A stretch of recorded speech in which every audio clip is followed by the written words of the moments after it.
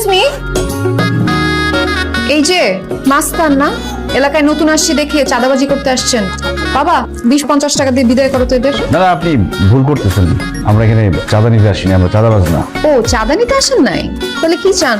আপনার বাবাকে তুলে নিতে আসছি। আপনার বাবা একটা 2 নম্বর লোক, সে 2 নম্বর ব্যবসা করে, 2 নম্বর পাইপ দেয় মানুষে, কমপ্লেন আছে। আজকে ধরে নিয়ে হালকা টাইট দিব, যদি কাজ হয় ভালো, কাজ না হলে ঝামেলা আছে। কি বলে ও, তোর পাইপের ব্যবসা আছে? আপনি তাহলে পাইপ খোকন না? বললাম তো না, তোমরা পাইপ খোকনকে খুঁজছো, সে তো আমার পাশের বিল্ডিং এ থাকে। তাহলে তো ভুল হয়ে গেল, সরি আঙ্কেল।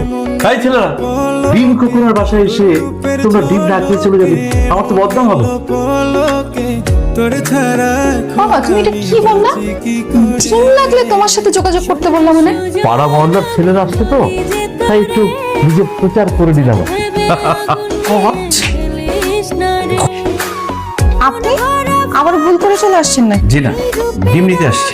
গতকাল আঙ্কেল বললেন না যে ওনার কাছে ডিম সস্তায় পাওয়া যায়। এইটা আমাদের বাসা, ডিমের আড়ত না। আপনি যদি ডিম নিতে চান, বাবার আড়তে গিয়ে সেখান থেকে ডিম নেবেন, তার সঙ্গে যোগাযোগ করবেন। আচ্ছা, আপনার নাম্বারটা দিয়ে যাবেন? আমার নাম্বার? কেন? না মানে ডিম কিনতে যাওয়ার আগে আপনার কাছে ফোন দিয়ে ডিমের দামটা জেনে নিতাম। আচ্ছা নাম্বার নেন। আপনি যে আমার নাম্বার নিতে আসছেন সেটা সরাসরি বললেই হয়। কিভাবে বুঝলেন? এইটা বুঝতে অনেক বুদ্ধি থাকা লাগে না, কমন সেন্স থাকলেই হয়। তুলুন। এই যে সকালবেলা আপনার নাম্বার নিয়ে কতবার ফোন করলাম, ফোন তো ধরলেন না। ধরিনি আপনার বোকামির জন্য।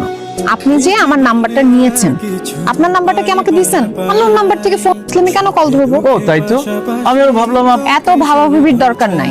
এখন আপনি বলেন যে আপনি আমার নাম্বারটা কেন নিয়েছিলেন, ঝটপট বলে ফেলেন। ঝটপট বলতে হবে। আমি আপনাকে ব্যাপারটা খুব সহজ করে দিচ্ছি। প্রথম দেখাতেই আপনি আমার প্রেমে পড়ে গেছেন, এটাই বলতে চাচ্ছিলেন তাই তো? আপনি কি করে বুঝলেন?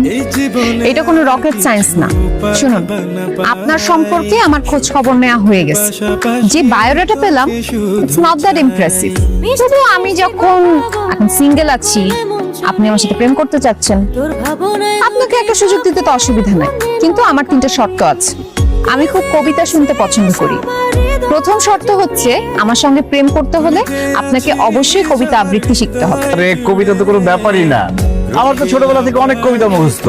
এই যে ধরেন, বাপুরাম সাপুরে কোথায় যাস বাপুরে, আয় বাবা দেখে যা, তারপরে ওই দেখা যায় তাল গাছ, ওই আমাদের গা, ওইখানেতে। চলবে না? না, চলবে না। আমি চাই আমার বয়ফ্রেন্ড প্রত্যেকদিন আমাকে অন্তত একটা করে রোমান্টিক কবিতা আবৃত্তি করে শোনা। কিন্তু বাকি শর্তগুলো? দ্বিতীয় শর্ত হলো, আপনি যখনই আমার সঙ্গে দেখা করতে আসবেন, তখনই আমার